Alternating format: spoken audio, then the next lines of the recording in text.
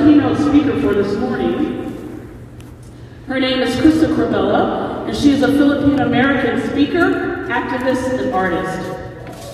She is the founder of Even This Way, co-founder of Friendship Explored, and ministry team director of Newman Center, Pasadena. Her professional background includes Catholic, youth, and music ministry, pro-life and assistant life ethic, education, and activism, and leadership development. This past May, she graduated with her MS in psychology from Divine Mercy University, and her capstone project was to develop a healing retreat for those who have a sibling who died by abortion. She wants to use her education to help others flourish in the pursuit of vocation, serve sibling survivors of abortion, and cultivate a culture of life. Her most cherished roles are godmother, sister, daughter, and friend, as her loved ones have helped her embrace the joy of the gospel and the joie de vivre. St. Louis Generation Life, let's give a warm welcome to Ms. Krista Corbella.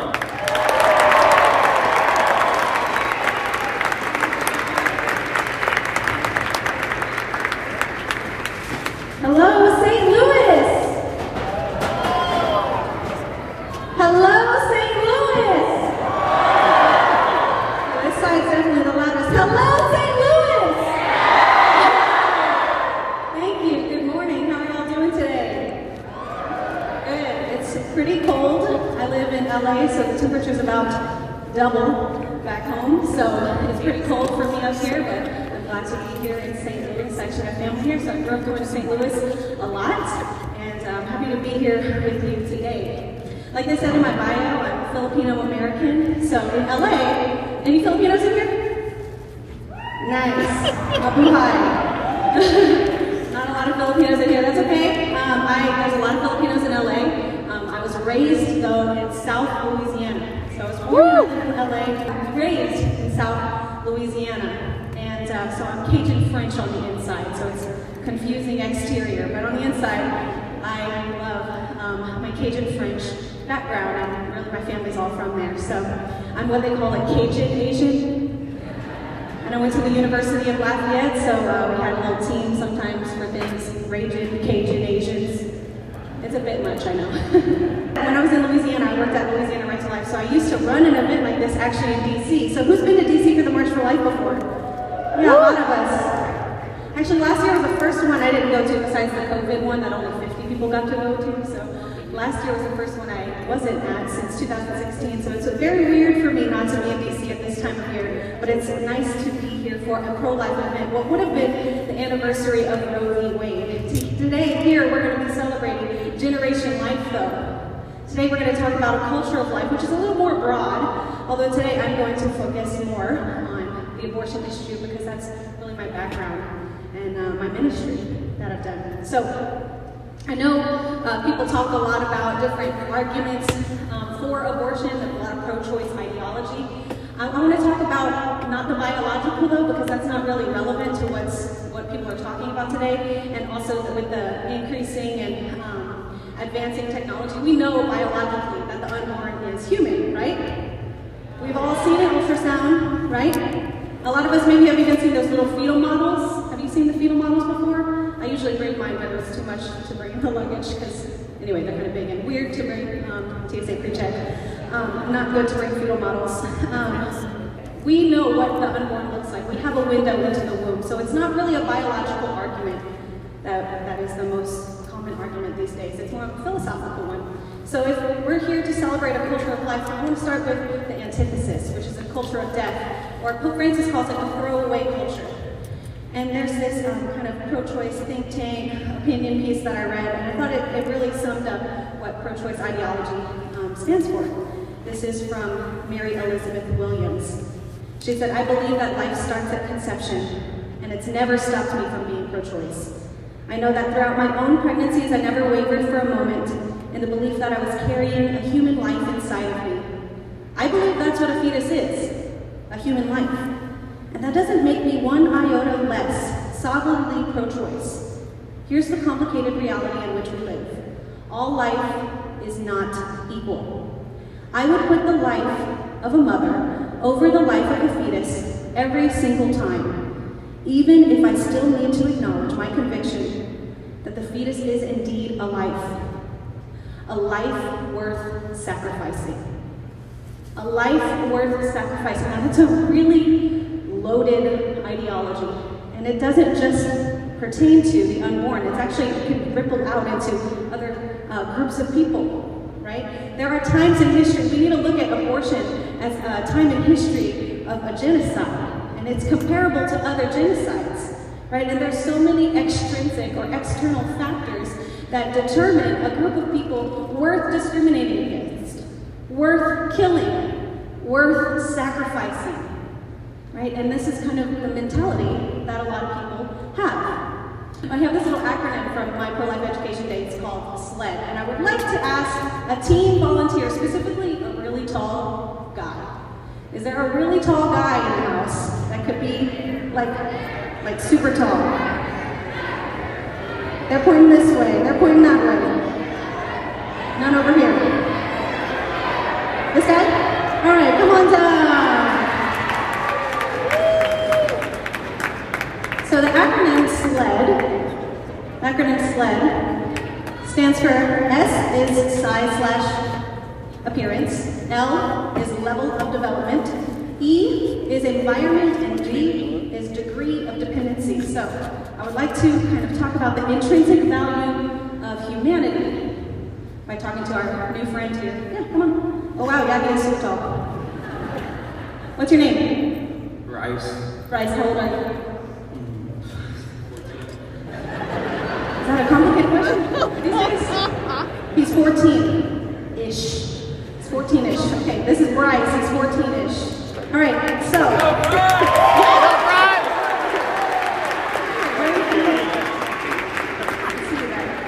All right, so obviously Bryce is taller than me, right?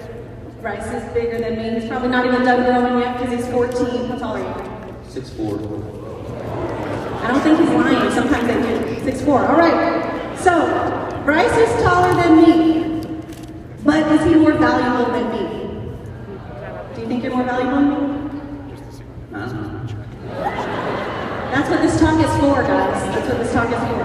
No, he's not more valuable than me. Why is that?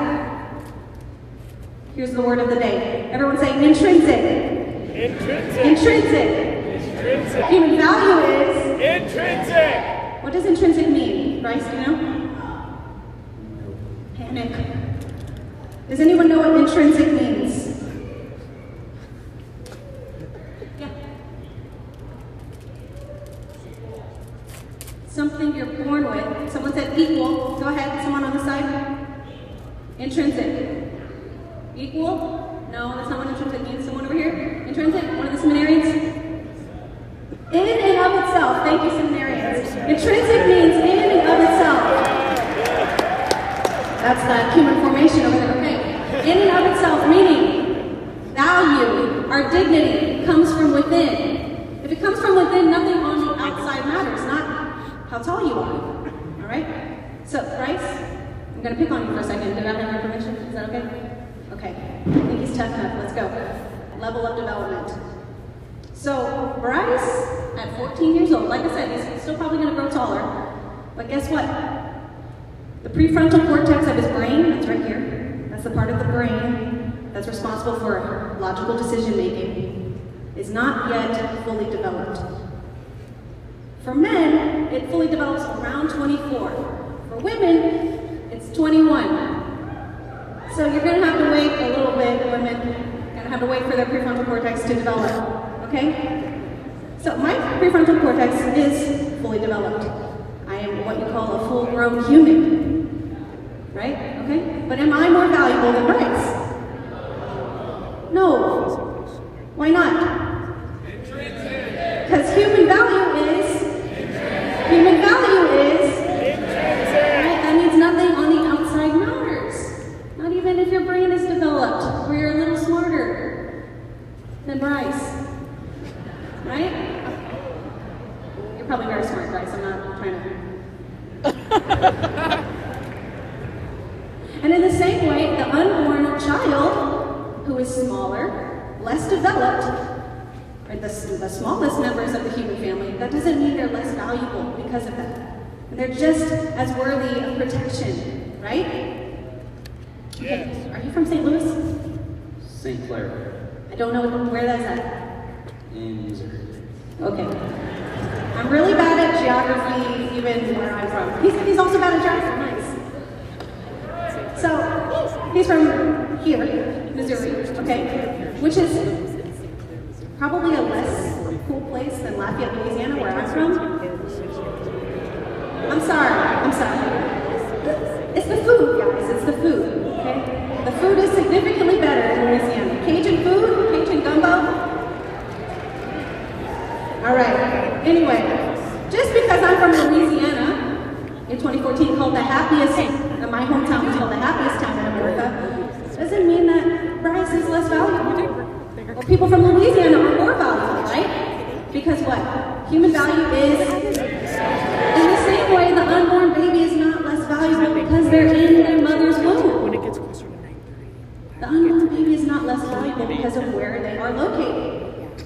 Degree of dependency. Bryce, do you still live with a parent or guardian? Yes. Your whole life? Yes. Would you say you depend on them to live? Yes. Does mom, even though mom's a princess, I brought you in this world, I can take you out of it. Does mom actually have the right to kill Bryce because he depends on her?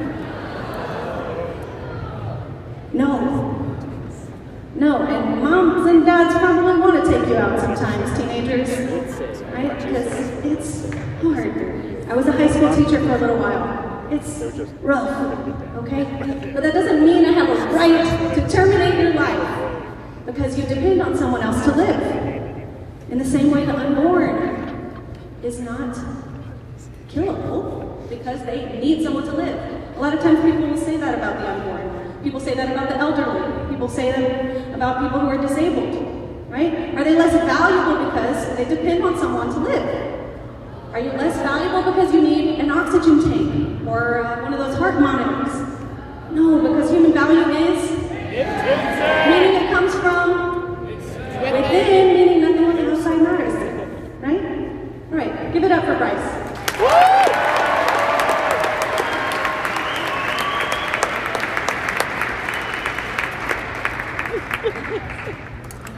Awesome. So that's a little philosophy for you today. Human value is intrinsic. So a lot of people ask me how I got involved in the pro-life movement. I worked at Louisiana Right to Life for 3.5 years. I've been giving talks like these since 2015. And really, as I was doing these talks is when I kind of developed my deep sense of the value of, the intrinsic value of human life. Because it was stories, it was people's testimonies that really moved me. When I was your age, when I was a high school student and a college student, when I thought about the pro-life issue, when I thought about abortion, it felt something really distant. It felt like things that happened in China because of their one-child policy. It didn't feel like something that really happened here, but it's quite a significant issue in America. I know Missouri is now an abortion-free state, but guess what? People from Missouri,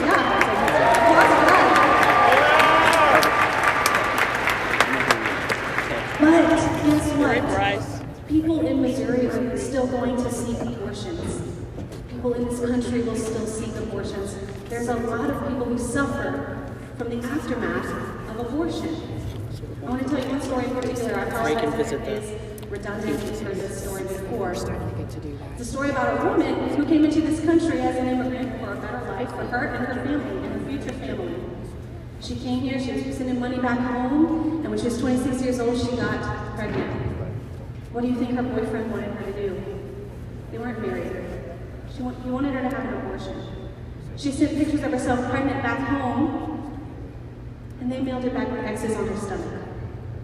They ripped up those images and sent them back to her because her parents also wanted her to have an abortion. Now, I know a lot of you have prayed outside of Planned Parenthood here in St. Louis, right? Raise your hand if you've done that. Awesome. Sidewalk advocates, love it. Planned Parenthood, at that time, had a campaign, Every Child a Wanted Child. Every child a wanted child. Which kind of says that there's such thing as an unwanted child. Right? And that's who this child was, an unwanted child. disposable, inconvenient. That's who this child was. And so when the woman decided whether or not she was going to have this baby, she really had no one. She was given ultimatums instead of compassion. Does anyone know what compassion means? Compassion. To suffer with. Passion. Jesus' passion is suffering. Compati in Latin, the etymology of that word. With. Suffer with. No one was offering her that compassion. No one would suffer with her. No one would suffer with her. But she still chose life. She still chose life. And that woman was my mom. And that baby was me. Let's see if I can... Woo! Yeah, Gina. Top left picture. That's a picture of her pregnant. One that her parents, my grandparents, sent back with X's on her stomach. One just like that. The middle picture was also another one of her pregnant, a little later. The top right picture is a beautiful potato. Me. I love that picture of me, seriously. When I was 2 years old, my mom brought me to the Philippines, even though my grandparents had disowned her at that time. She brought me anyway, and she was like, "You're gonna love this child." And they did, because all they had to do was meet me. Look how cute that baby is. And they did, and my grandfather at the bottom right, my Lolo, as we say in Tagalog, you know, that one Filipino right there? My Lolo, I was actually in Texas, I think. He loved me dearly. He had 3 girls of his own that he never really got to see at this stage, so he followed me around like a shadow, watching me interact with the world and as a little girl.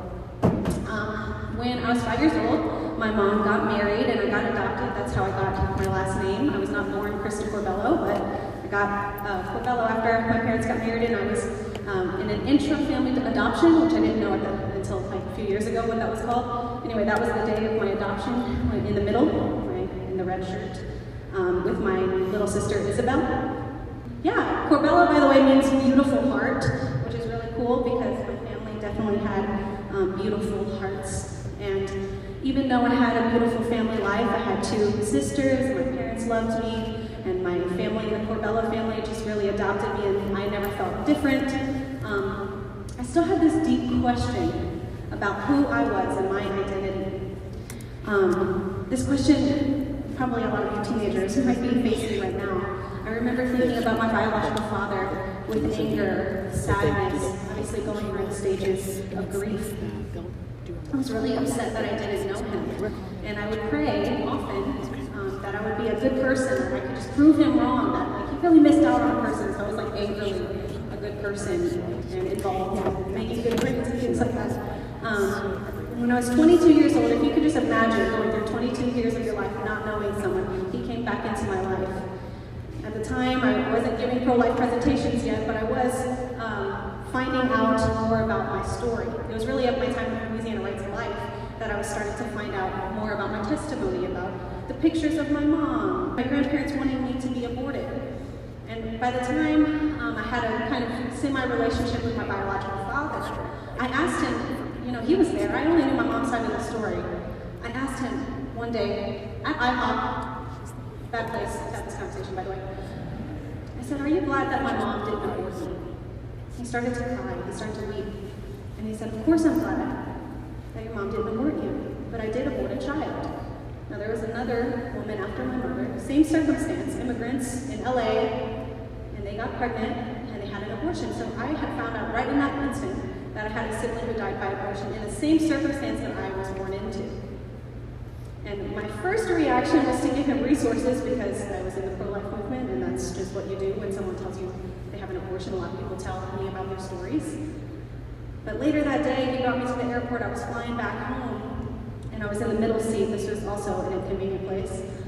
And I started weeping, and I really thought about the fact that my sibling had died by abortion. It gave me kind of an existential crisis, really, because I realized, like, that could have been me, right? So the statistic at the time was that 1/3 of my generation was lost to abortion. And I'm one of 3 girls. And I very much realized in that instance that I could have been the 1/3 in my own family. And I felt the weight of all the statistics that I knew already. I knew all the numbers, I knew all statistics because of these educational presentations that I had given.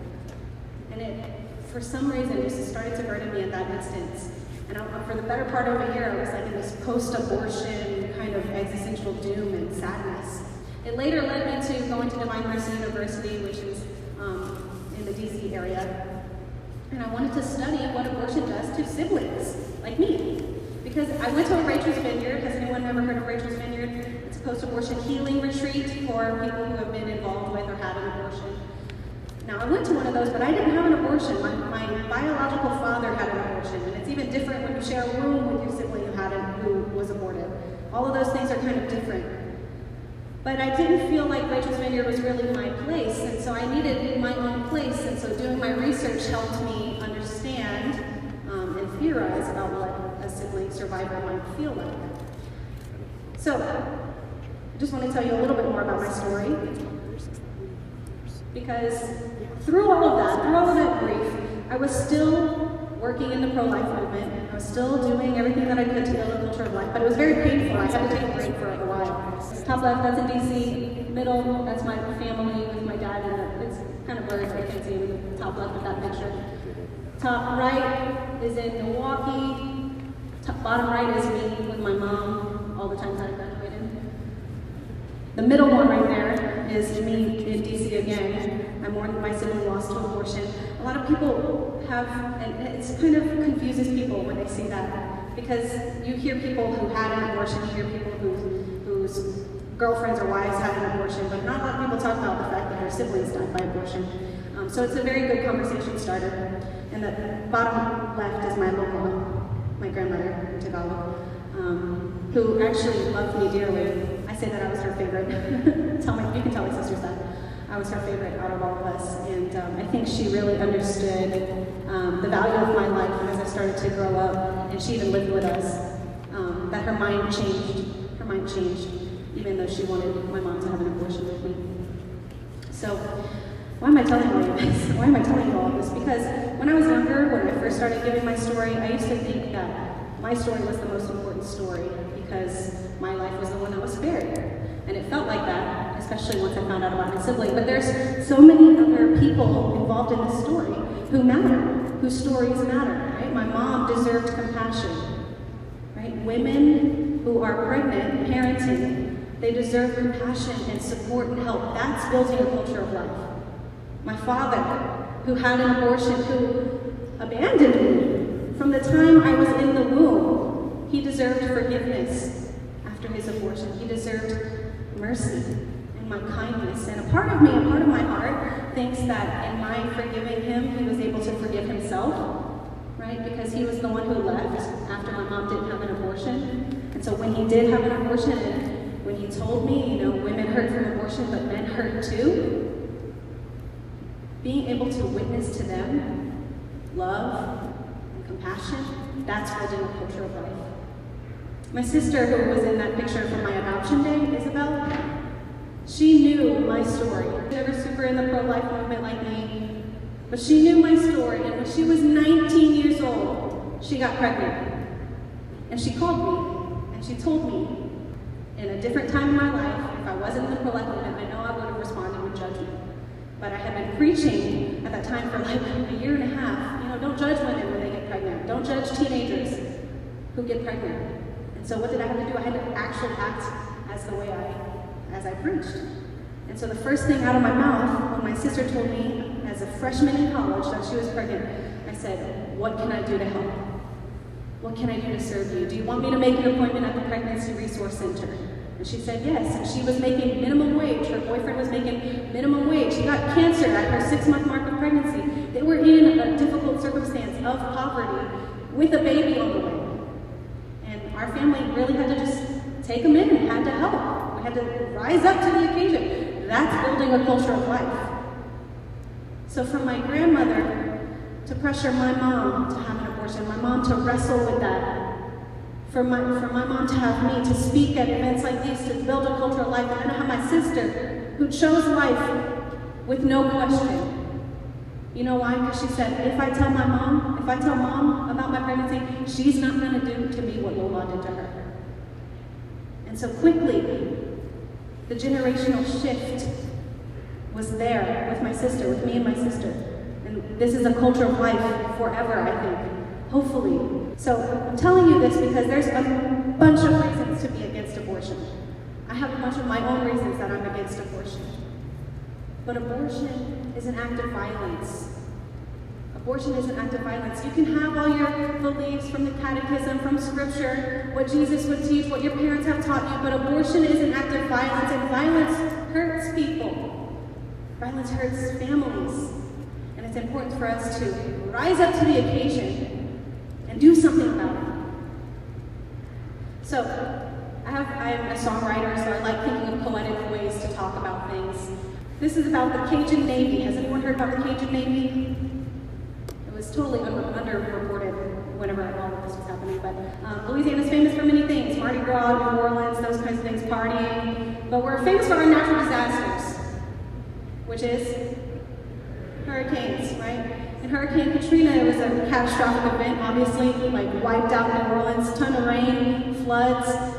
I know people who lost everything in Katrina, moved an hour west, and lost everything in Baton Rouge in this 1,000-year flood in 2016.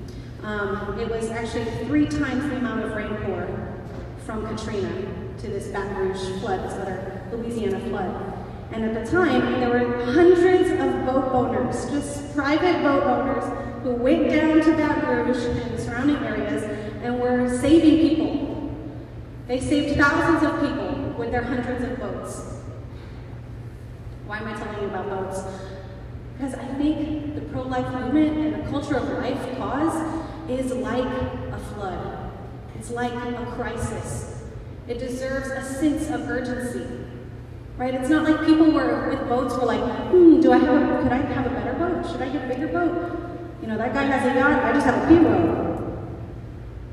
Right? No, the people with boats went out to help. And the people who were being helped weren't particular. Oh, I don't want to go to that boat. I don't want to go. It's a flood. There's a sense of urgency. Right? One, we have to really do something right now. Because the culture of life is not just about abortion. There are a lot of aggressive forms of violence taking a lot of lives here. And this is something that we should care about deeply. Enough to do something right now, not just once a year, not just in January during Pro-Life Month, or in October for Respect Life Month. This is a daily thing that we need to take up our role in the culture of life and do what we can to build it. So one, it's a state of crisis. It's a state of crisis. It's like a house being on fire and looking at it and saying, I'm not sure, I'm not feeling it today. I'm not feeling like saving anybody. Or watching someone drown and saying, I just don't feel called. There's a sense of urgency. We need to look at this as a state of crisis, and we need to act now. Number 2, we all have resources. Different resources. Like I said, we have different boats, if you will. We might have a different looking resource. And so we might be working in different kind of life issues. And that's okay. I know mine is abortion. I know I talk about abortion a lot because that's the thing that has affected me the most. And so this is my boat, my P-road. Right? Some of you might have a fan boat, might have something else, something different. And that's good. You need to figure out what is the thing that you have that no one else has, and be pro-life in it. Serve the culture of life with it. In your priesthood, some of you are teachers, some of you are youth ministers. A lot of you are students, but guess what? It's students. High school and college age students are the ones getting abortions. It's your friends, it's your cousins, it's your siblings. So this, what I get to do here, with a microphone in my hand, yeah, that's a part of me building a culture of life, but what's more important is my ordinary time back home. It's with my sisters and my community and back home in the local efforts, and that's what we're here for today.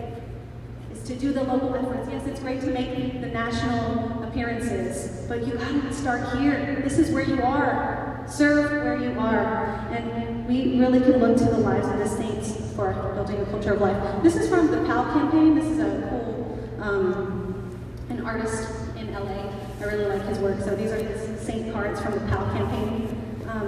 Catherine Drexel on the left, She served underprivileged communities in their education. She educated people no one else wanted to educate, the Native Americans and the African Americans. And she used she was very wealthy, and she used all of her wealth to serve. Only after Pope Leo XIII asked her, why not be a missionary yourself? Because she was saying, hey, you need to send a missionary to where I am. And the Pope was like, well, what are you doing? Why don't you do it? And she was like, you're right. She did it. She even founded Xavier University in New Orleans, which is a historically black college. John Paul II, okay, he's a Pope saint. He's a Pope saint, and he was credited for the fall of communism. He had a very prolific influence. Actually, the expression cultural life comes from him. Mother Teresa, she's a missionary of charity. She founded that order, another powerhouse in the culture of life. And she cared for the poorest of the poor, the lepers, the homeless, those who were discarded. She loved them deeply. And then Maximilian Kolbe died in Auschwitz. He gave his life in place of another man who was about to be killed. Right? These are people who built a culture of life in very different ways, right? And the saints are colorful, beautiful testimonies. And in the same way, we are going to be colorful and beautiful testimonies for the culture of life. Now, I have this quote that I want to end with from Bishop Desmond Tutu. It's on ambivalence. He says, if you are neutral in situations of injustice, you have chosen the side of the oppressor. If an elephant has its foot on the tail of a mouse and you say that you are neutral, the mouse will not appreciate your neutrality. Right? This is not the time. This is not the time to be neutral. The culture of life desperately needs you. You need to act. You need to serve. Now, I know there's an opportunity to meet a lot of different resources here today, so I hope you'll take very seriously who you're meeting today. Because everyone that you meet is a gift from the heart of the Father. All right? And I want you to believe that. I want you to know that. Because you have each other. The Lord gave us each other to serve. So find people who you want to serve with and serve your mission with them. I'd like everyone to stand up really quick before I end. And I would like for you to repeat after me. Life. Life. Matters. Life. Matters. My life. Matters. Turn to your friend. Your life. Your life. Matters. Say, I am the pro-life generation. Point to your friend. You are the pro-life generation. Put your arms around your friends. We are the pro-life generation. Thank y'all so much for helping me build a culture of life and a civilization of love. If you'd like to stay in touch, this is what I have for you right here. This is a project that I was a part of called Cultivating Catholic Feminism. So thank you guys so much. Let's give yourself a round of applause and let's do it again. I am